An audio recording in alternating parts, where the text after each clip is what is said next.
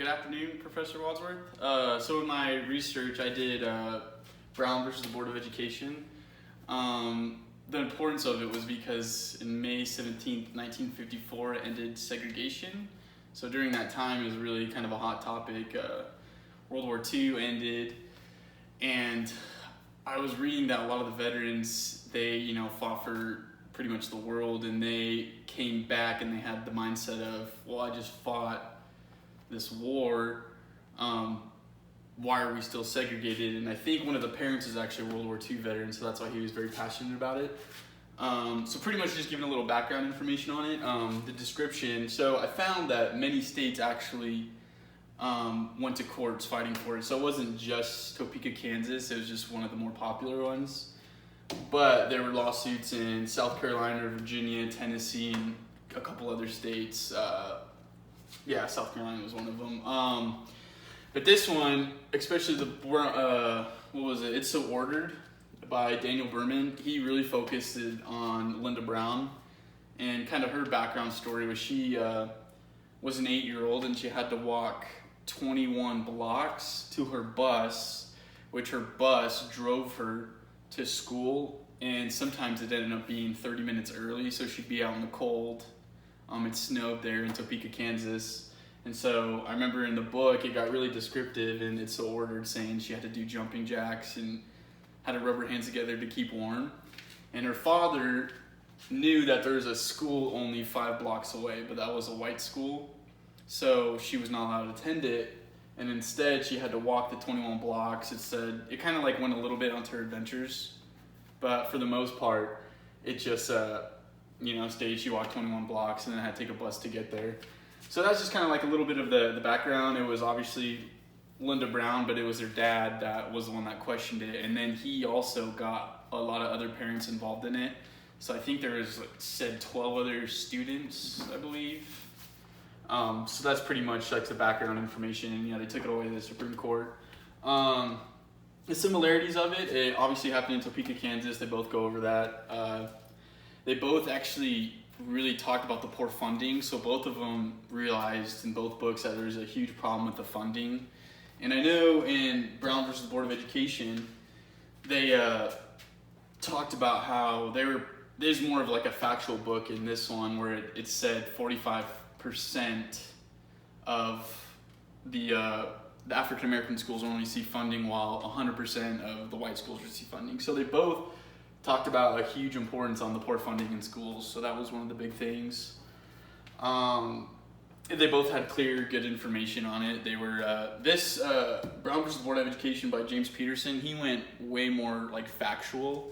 I think that actually is one of the differences I'll get to later on, but he was very factual. He presented like a lot of facts, statistics, graphs, all that good stuff. So they both talked a lot about the struggles after the court case. So when something like segregation has been, involved in the community, in an area, region for so long, it's extremely hard for them to just randomly, like in a day, just get rid of segregation. So it doesn't just happen the next day or the next year. In his book, and it was published in 1966, he talks about the next 12 years, how hard it was to actually incorporate segregation. So yeah, the court cases ended it, but from that period on, it was really hard for, the surrounding individuals and the communities to actually not segregate. So that was one of the issues, and I'll talk about that in a minute. And yeah, they both obviously talk about the Supreme Court case that happened May 17, 1954. So the differences, we'll go with the earlier book by James Patterson. His was in 2001, so obviously his is newer. Daniel Berman, his was until 1960. Well, his was in 1966 when it published. His was more factual. I feel like when I was reading his book, I didn't read like obviously everything, but I definitely read like the big chapters, and then there's the beginning of it, the introduction, conclusion. He was more emotional when it came to it felt at least, he was more emotional when it came to his facts. Like he would say facts and then, why this is such a bad thing and how he felt, like a little more passionate in his writing, it seemed. Whereas Daniel Berman, he was just more like covering the events. Like he talked about Linda Brown and then talked about her struggles, and then it just went event. So obviously he talked about like the lower cases and then all the way up to the Supreme Court. And he talked about events in it, and I just didn't feel like there was a bias or anything like that when I came to reading more of Daniel Berman's. Like, he was just like, it seemed like a newspaper article, and that was it. Like, he was just presenting facts. As where you could tell he had a lot more emotion when it came to his readings.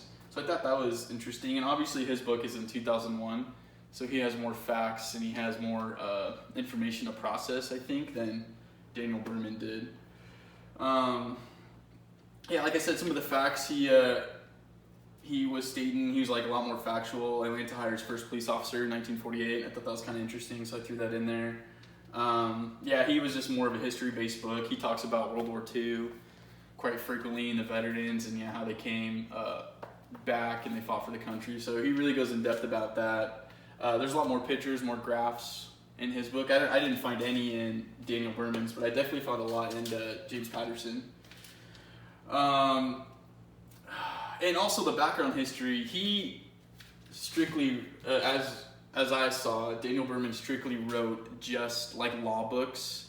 He did a lot of like tax writing. He did, obviously It's So Ordered, but his books are more surrounded by cases. Whereas James Patterson, he is an author of more mystery novels, thrillers, that kind of thing. So he was more of like an actual author when it came to more mystery novels. So I think that's why he really couldn't keep his emotions out of his book. And he could, because he was obviously writing about like other cases too, like when it came to taxes and all that. So I think he just did a better job of keeping his voice out of it. So personally, I would rather read Daniel Berman's book, just because I like to read things and then I like to voice my own opinion after. I don't want to read the entire time knowing what his point of view is. I would like to, like, maybe at the very end know what his point of view is, but during, I like to, typically not have the author involved in it so much, just present things. So so there's a lot of differences. Like I said, he writes thrills, mystery novels, more into that. He was definitely more emotional in his writings. That's pretty much, it was obviously more relevant. It was 2001, so it was more fitting to today's day and age. So, I mean, obviously it's 2021, that's still 20 years ago, but it was definitely more. Oh, and another one of the differences I thought was James Patterson, it seemed like he was more in the event, obviously, because it was 1966, so he seemed like he knew more about the event, he'd go more descriptive. As James Patterson, after, 30 years, 40 years after, his was just more facts presented, but that was pretty much it. It seemed like he knew more of like the actual events, it was more current on it, so I don't know, I just liked his readings a little bit better. Obviously this was more present for its time, 1966, and the court was 1954. Like I said, he's a lot more detailed. He talks more about the events, so like he gets a lot more descriptive on the actual events. So there's one thing. And like I put down, he also writes a lot of law books and stuff like that. So there's definitely two different styles of writing between the two authors. One of the interesting things is he actually still refers to them as Negroes and not African Americans. So in all his writings, it was all just Negroes. As him, it was, he typically said like black families, black. So he, I think our day and age we typically say African Americans, but he referred to them as black families, black students, and then he said Negro families, Negro students, and I thought that was kind of interesting. So, so actually it was pretty good. I read quite a bit of it, so I enjoyed more of It's So Ordered than I typically did Brown versus Board of Education, even though he provided more like pictures. I don't know, I just felt his was just a little bit better. So, but the pictures I provided, if you want to come on closer, the pictures I provided were a news article from its time. So it says May 17th, 1954. Thought that was pretty cool. And then if you want to scroll down here, that was kind of a cool photo just because she's looking down at her daughter. And I thought that was kind of neat because she kind of knows. She probably doesn't know too much about it, but the mother, whoever she is to her, I don't know, just has a cool look on her face knowing that she did something. And then the popularity of it, I thought that was kind of cool how important it really was. So as you can tell, there's probably hundreds and thousands of people out there. And then I thought this was really interesting here because you have an African American person talking, and then you can see these faces of these two kids kind of laughing a little bit, and then she kind of looks worried. So I really like this photo just because these two kids are kind of laughing. She looks worried, and yeah, he looks like he's nervous or shy. So overall, it was a pretty good readings. I enjoyed them both. I chose it just because I don't know. I just thought it was interesting, and I don't know. I like the subject, so I thought it was cool. So thank you, and have a good day.